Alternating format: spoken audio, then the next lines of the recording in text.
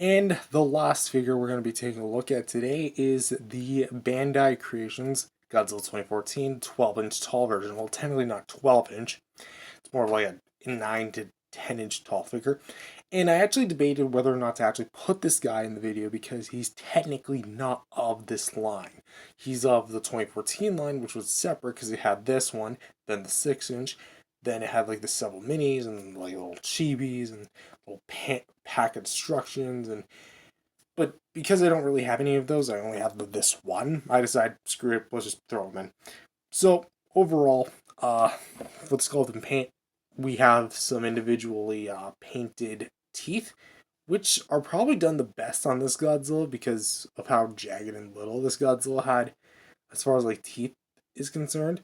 But we do have some nice eye paint as well, like the slit eyes and some fairly nice detailing going on inside the mouth as well. Some nice tongue paint going on, like kind of blood red. Not so much paint on the membrane or anything. And it's all just kind of one jet color until we get to the neck. And then we have like some more like the kind of scales on the gills here on the sides of the neck. And then especially when we get to like the ridges here, we have like the kind of sand color, not salmon, sand color, going all the way down to the tip of the tail. And it's actually applied really well, and you can kind of get some more like the details there. I don't know if you guys can hear that, but there's something inside there I still have not got out, and I'm gonna bust it out one day. And then we have like the tail kind of curling in. This is a better way to do it than just kind of hooking it in. This is actually like a much better way to actually do it. But you have some more like the ridges here on the tail, and it just looks nice with like the dorsal plates. At least looking consistent. Then you can kind of get to the more mountain-shaped, rocky, jagged dorsal plates. And you kind of get to here with more like dragon scales. Very decently accurate to the film. I will say the ridges here definitely look a bit odd compared to this. Like this screams legendary Godzilla. This screams more Ghidorah and Showa era Gigan. Like that, to me, always looked a little funky. But the feet do look nice, little compact side toe and the three main toes. A little more, they look more like the King of the Monsters Godzillas rather than the 2014 Godzilla feet because they're much more clumped together, which is ironic because King of the Monsters didn't actually exist until way later.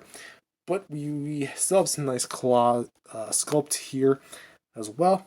Nice kind of like bigger size proportionally speaking claws. And he's in like a very interesting pose with him like being upward in the air. So he's never going to be able to look down really. But speaking of like looking in different directions, we are going to go into articulation. For the head, we can actually swivel here at the head. And it's a very tight swivel, but we can go all the way around with it.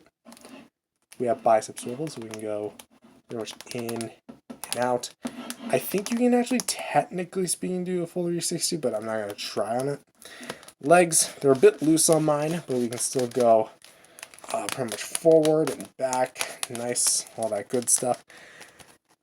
And for the tail, we have one right here at the base, second more towards like the middle section, and three more towards the tip. And ironically, when I got this, it was actually stuck with paint, so I had to right with that. And ironically, on the box, it actually presented the fact that you could pose this like in which any way you want. And it's true to some extent, but it's not really meant to be a super posable figure. But overall, on its own, it's at least a serviceable Godzilla 2014. And so overall, that is essentially it. That is all my Godzilla vinyl figures from Bandai America, or Bandai Creations. Now, listen, I love all these figures, especially when they're all together like this, even though I don't really display them together like this. They're all in like year form, and you saw my collection videos, so they're all kind of like dispersed apart from each other. But when I have them all together, it really kind of opens myself to when I really liked collecting these vinyl figures for when I could, how I could. And even on the rare off chance that I actually found them in stores in stock, because let's be honest, stockage for Godzilla figures was never always the strong suit. The only company that has ever had consistent stockage was Playmates, and they only hit the scene until recently. So this is a pre-Playmates world, not counting the re-releases. And I gotta say, they're fun, soft vinyl figures that sadly we may never get again because let's be honest, even though I am aware that Playmates has stopped doing their classic figures and now Bandai's back doing classic figures, but in a very weird way because they have two new lines right now. They have like a highly articulated mimics like NECA and Monster Arts, but they use the sculpts of their creations figures, both older and newer, because they have like a MechaGodzilla and a Godzilla 2004.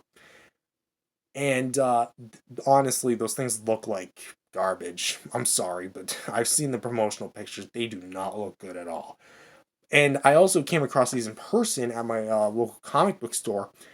They have these like little smaller, it's like 5-inch Godzilla 54 and Mecha Godzillas. And I have to ask, what's wrong with this? What's wrong with this scale? Like, is that really the direction where they're going to be going? Small little 5-inch scale Godzilla figures? No. Less of those and more of these. Like, bigger. Get a little bigger. Like, y'all had it so good. And also, the boxes are, like, flimsy as heck. Like, I could literally just shear it with relative ease. Like, whatever. But that's enough. On about these figures, I honestly have some sentimental value for them. I remember literally going into my local collectible store, seeing him, and totally having a mental freak out, like a total meltdown over him. And it was such a fun time. I remember getting him, literally out of blue. He was these two at the store, Ghidorah, MechaGodzilla, him and 2000 together, him on secondhand stores, him on the secondhand store. So basically, a lot of these were secondhand market things. And honestly, I'll always be grateful for Bandai figures. Even though I don't plan on collecting this particular line anymore, just because with how like expensive and rare the Mothra and 68 Godzilla is, and like the older 2004 Final Wars and like Burning Godzilla and all that, they're just so expensive and rare nowadays. It's honestly, in my opinion, not really worth collecting those figures. But for the ones I do have, I'm perfectly grateful, and I think I'm gonna just stick with these ones. And if you have to track down at least a few of them, honestly, definitely go for it. I think the one that's mostly like in circulation is him, the Godzilla 2000, because that's the one I've seen pop up the most.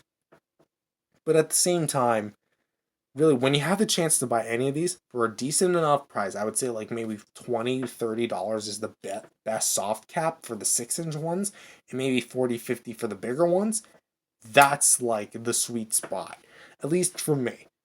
But with that being said, that's all I really have to say on these guys. They're cool, awesome Godzilla figures that sadly we may never get again, and at least properly from Bandai, not from Playmates, because they stopped, unfortunately. They're just doing GXK stuff, which, hey, take it or leave it.